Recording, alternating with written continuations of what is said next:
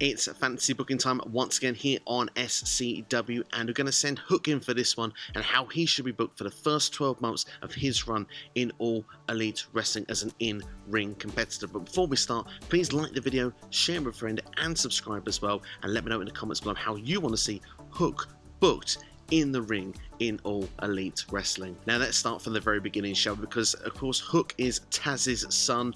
He's very young. He's not had many matches in the ring that we've seen so far at the time of recording, but for the longest time he was sort of just hanging around Teams Taz, doing the dirty work when he needed to, putting the boot in on someone on, Dynamite or on pay-per-view. And there's always been this thing with Hook though. He's always been that guy in the background, never someone was thrown into the ring.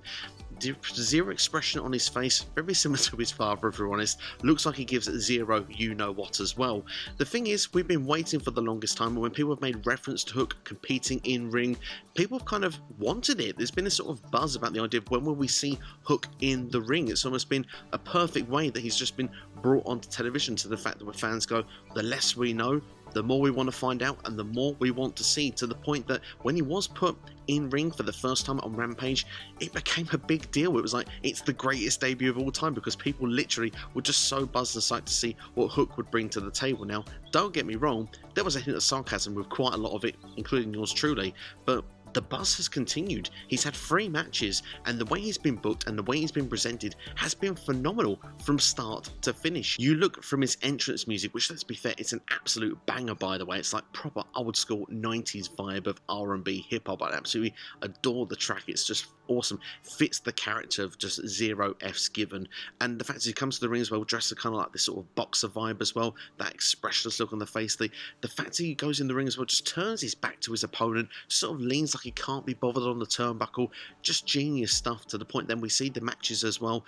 They've been against, Fuego del Sol, Aaron Solo. We've not had sort of like the most impressive opponents at this point, but we're building up slowly for Hook. And although he's not been overexposed to show any weakness at this point, we're getting something each and every time we see Hook in a ring, something different as well, something that makes us continue to want more. How he completely no-sold that sort of drive he was given, just got straight back up. How the fact he's now using Taz's submission hold, the Taz mission, but instead it's now a red rum going forward. He's sort of modernized everything going on, using those sort of suplexes that Taz used before as well. For me, there just ticks a lot of boxes, and Hook for me so far, let's be fair, like a lot of fans, I'm hooked to see what's going to happen next. Which leads us to the question, what should happen next? How should he be booked going forward in 2022? Well, here is how I would do it. I would start off by doing something completely different to every other wrestler in AEW. So far, he's only competed on Rampage. I would continue that trend and that theme. I would not get him anywhere near Dynamite, the 2-hour show.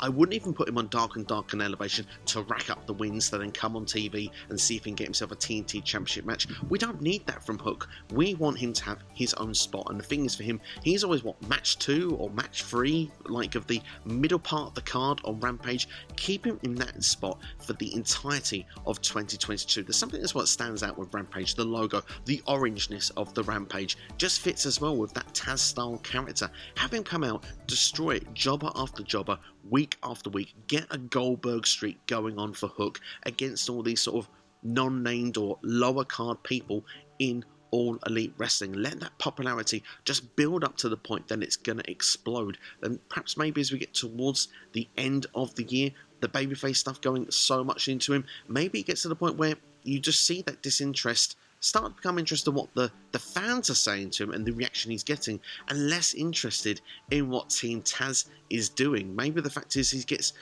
not involved with the stuff that's going on with Ricky Starks and Powerhouse Hobbs. Maybe he listens to his father Taz and listens to his instructions for a while, but maybe he stops listening to instructions. Maybe he's not around somewhere where he should be.